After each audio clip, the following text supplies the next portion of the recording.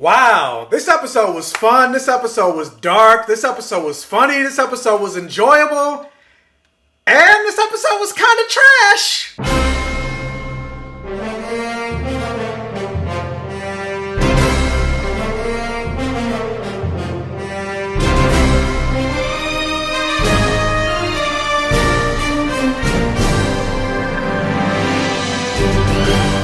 And welcome to my safe haven, everybody. We're here to talk about episode 5 of Marvel's What If, basically called What If Marvel Zombies or What If Zombies or something like that. But anyway, thank you guys once again for being here and joining me on another episode and review on the Black Gay Comic Geek channel. If you could do me a favor and hit the like button if you're coming across this video and all that stuff, because, you know, for the algorithm, like, comment, interact for the algorithms, as I like to say. And being that we are talking about episode 5 of What If, it is the Marvel Zombies episode. You see I'm wearing the blood, sex, gore, and magic shirt. If you are like me and you like the things in your fantasy to have blood, sex, gore, and magic, and you want your own blood, sex, gore, and magic shirt, go to my merch store. Link will be in the bio and you can get your own blood, sex, gore, and magic shirt. And once again, thank you to everybody that has bought either a blood, sex, gore, and magic shirt, or welcome to my safe haven shirt, a Black Gay Comic Geek shirt. Maybe you bought all 3 of them. However many you bought, I appreciate each and every one of you for even buying merch from me.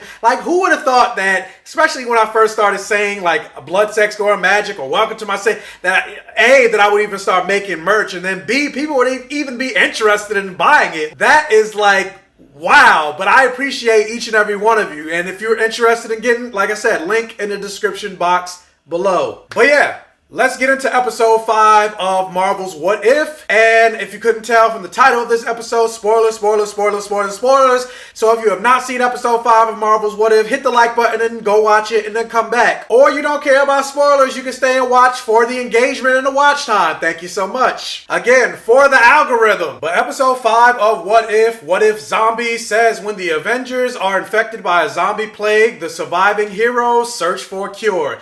And this episode is actually based off the very popular comic book franchise which came out in, I believe, 2005, called Marvel Zombies, which is written by Robert Kirkman, who most people know as the writer and creator of The Walking Dead, which is a famous zombie comic and a highly rated TV show, at least the first couple of seasons, because I don't know anybody that's really checking for The Walking Dead now. And also, Robert Kirkman is getting his name out there again because he is the writer and creator of the comic book series Invincible, with the art by Ryan Ottley, which also recently just got an Amazon Prime series. And even though this is based on Robert Kirkman's work, because if you do read or if you watch The Walking Dead show and Invincible, you know that Robert Kirkman has no problem getting like blood, sex, gore, and magic. That's what he's all about. And this is Disney. They're scared. This show or this episode wasn't as rated R as the comic book, but it was still pretty dark. And I mean, considering this is a what if and it's not in the theaters, it's on Disney Plus, I do kind of wish they did go as dark as the comic, but I guess this is as dark as they feel like they could go. Whatever, but overall, let's get into the episode. But yeah, I really like this episode. I thought it was very fun, and it was also very different from all the other moments that we've seen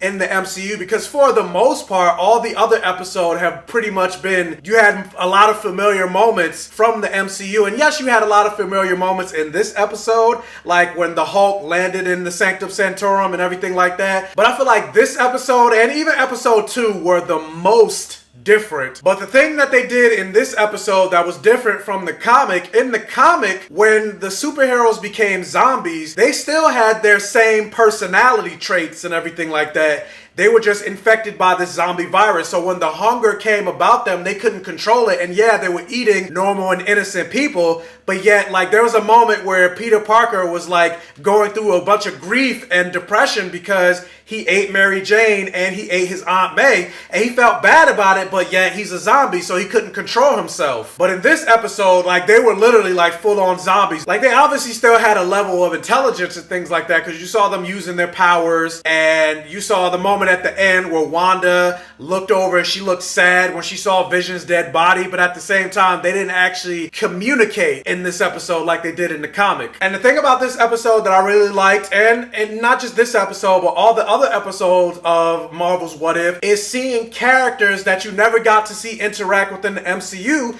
interact with each other. Like, for example, Peter Parker interacting with Okoye, which is also something that happens in the comics where Peter Parker goes to Wakanda and then you see the Dora Milaje braiding his hair. You're seeing Happy interacting with the other Avengers, Sharon Carter interacting with the other Avengers. And so that's the great thing about this shared universe that made Marvel the giant juggernaut of a franchise that it is today. But I will say though, like, as much as I like Mark Ruffalo's Incredible Hulk and Mark Ruffalo in the MCU, in terms of like voice acting for this episode, and even in episode 3, I don't think he's that good of a voice actor because, yeah, I just feel like, I don't know, it just sounds like he's phoning it in, and there's not really that same level of quality acting that you get from him in the MCU. And the same thing I feel about Sebastian Stan as Bucky. Like, they just feel very dry. And it just goes to show that voice acting and acting on screen are two very different sets of muscles. Just like acting for the camera is very different than acting on stage. Like, you could be a great film actor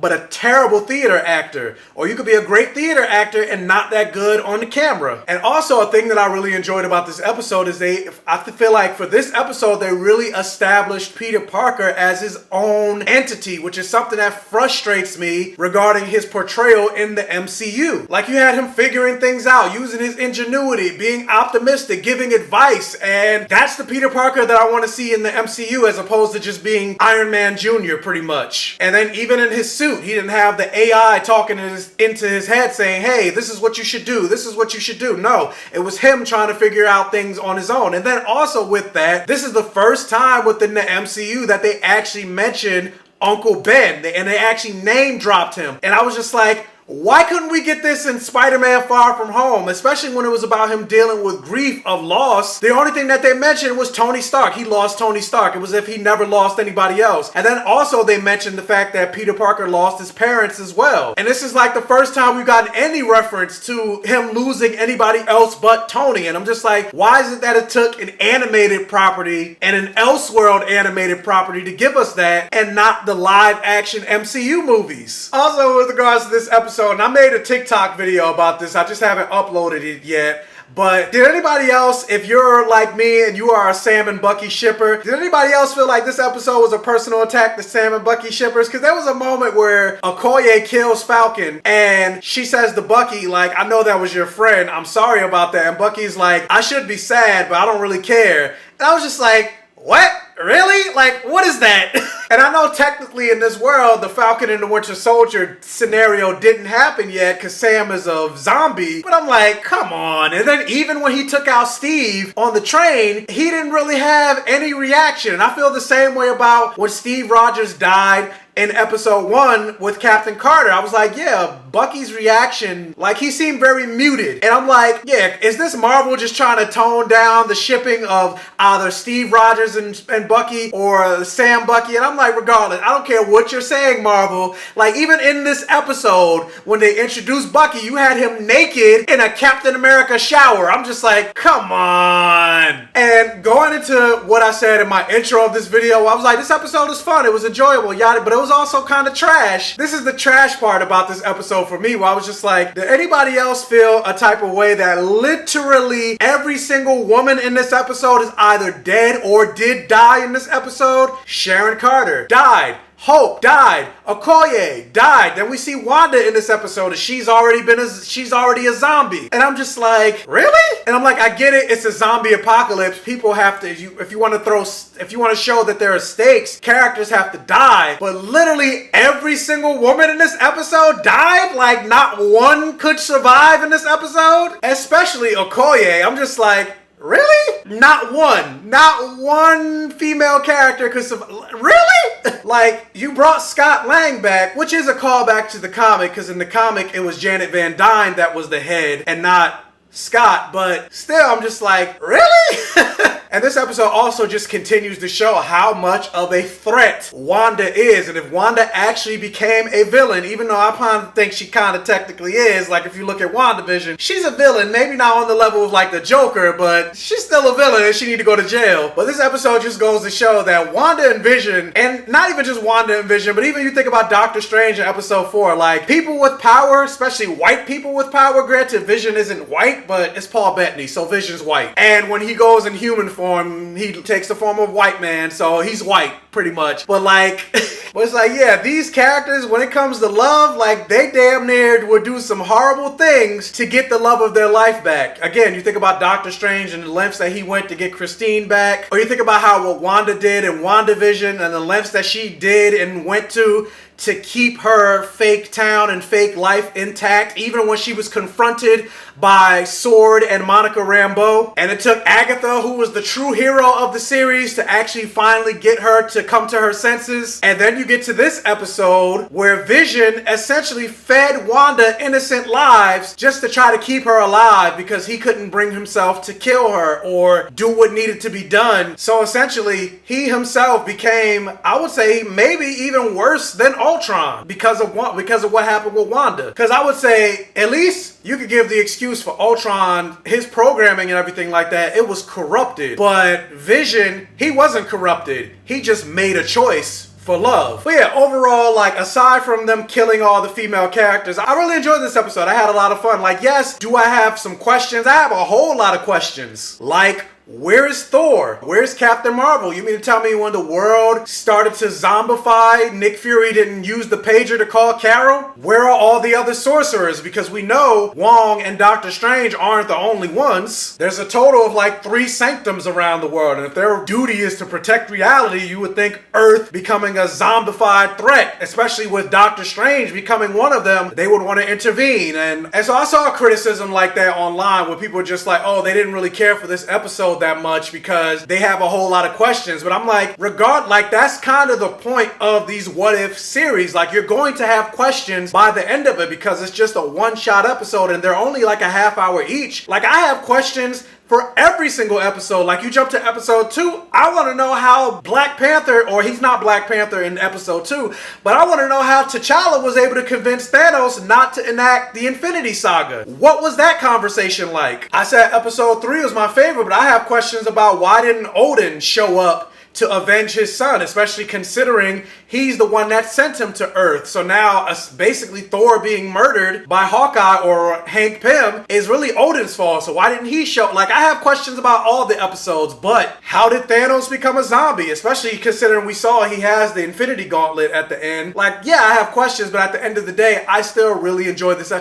Jumping again back to episode 2, what happened with Ego when he got his son, Peter Quill? Like, is the world destroyed? Because that's why he needed his son, right? But yeah, despite me having questions, that doesn't take away my level of enjoyment for each episode.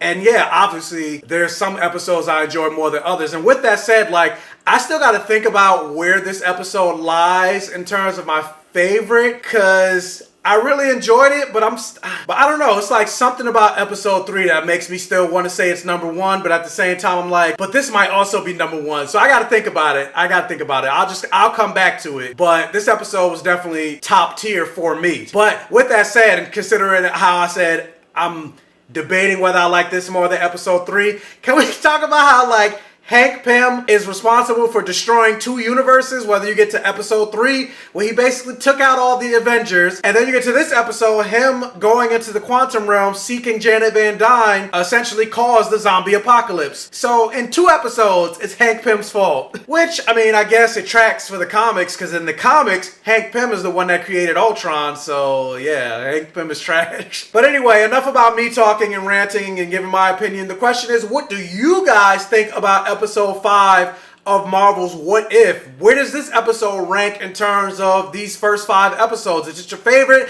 Is it your least favorite? Is it in the middle for you? Let me know your ranking in the comment section below. Also, if you can, hit that thumbs up button and like this video to really help out the channel. And if this is one of your first time checking out one of my videos, please check out the other videos on my channel. And if you like what you see, please subscribe for more and hit that bell notification button so you're alerted every single time I post a new video. And tell your friends, families, and neighbors about my channel to help me continue continue to grow. And once again, if you want a blood, sex, gore, magic shirt or any other type of shirt, or if you want it as a mug, as a pillow, as a phone case, whatever you may want it, click the link in the description box below and it'll take you to my Safe Haven store. And as always, I will catch you guys next time.